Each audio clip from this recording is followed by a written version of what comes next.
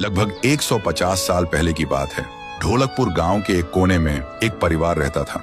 उस परिवार में था पीहू, उसका बड़े भाई साहुर और उनके मम्मी पापा। एक सुबह पीहू और साहुर घर के बाहर खेल रहे थे और अंदर उनकी मम्मी किचन में खाना बना रही थी। वो थोड़ी जल्दी में थी और तभी अचानक उनके कपड़ों में आग लग जाती है। वो चीख चीख के चिल्लाने लगती हैं। पीहू और साहुर मम्मी की चीख सुनकर भागकर अंदर आते हैं और जैसे ही मम्मी को जलते हुए देखते हैं वो चिल्लाते हैं, पापा जल्दी आओ पापा।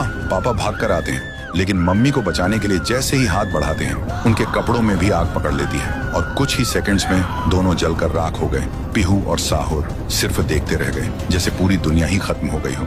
अब पीहू घर में अकेली रहने लगी और साहुर हर दिन खेतों में काम करता, सिर्फ इसलिए ताकि उसकी बहन भूख से ना रहे। एक पूर्णिमा की रात थी। साहुर खेतों से काम करके घर लौट रहा था। तभी उसकी नजर जाती है एक घर की खिड़की पर। वो देखता है एक आदमी किसी का खून कर रहा था। ये देखते ही साहुर के पैर कांपने लगे और जैसे ही वो पीछे मुड़ता है एक और आदमी हाथ में खंजर लेकर खड़ा था। वो आदमी बिना कुछ कहे साहुर पर वार कर देता है। फिर गांव के लोगों को इकट्ठा करते हैं और वही आदमी चिल्लाता है, ये लड़का मेरे घर में घुसकर चोरी कर रहा था और जब मैंने रोका तो मुझे ही मारने की कोशिश की। अब आप लोग ही बताओ इसके साथ क्या किया जाए। गांव वाले गुस्से से भड़क उठते हैं और चिल्ला के कहते हैं, इसे उस पेड़ पे जिंदा उल्टा लटका दो। साहुर गिड़गिड़ाता है, मैं बेकसूर हूँ, मैंने कुछ नहीं किया। लेकिन गांव के किसी ने भी उसकी एक ना सुनी। उधर उसकी बहन रात भर उसका इंतजार करती रही और सुबह जब वो उसे ढूंढने निकली तो देखती है उसका भाई गांव के बीच वाले सूखे पेड़ से उल्टा लटका हुआ है। ये देखते ही पीहू टूट जाती है, जोर जोर से चीखने लगती है और उसकी चीख पूरे गांव में गूंज जाती है। फिर गांव वाले पीहू को भी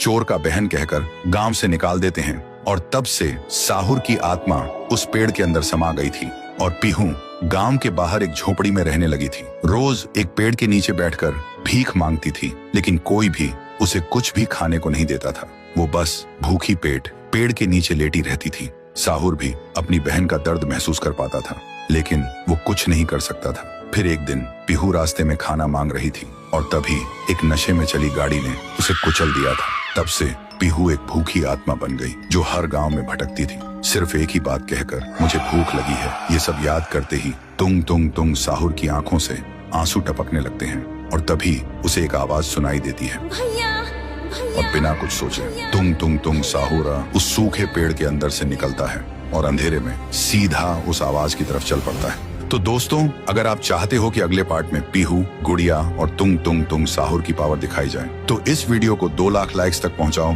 तभी आएगा असली तांडव।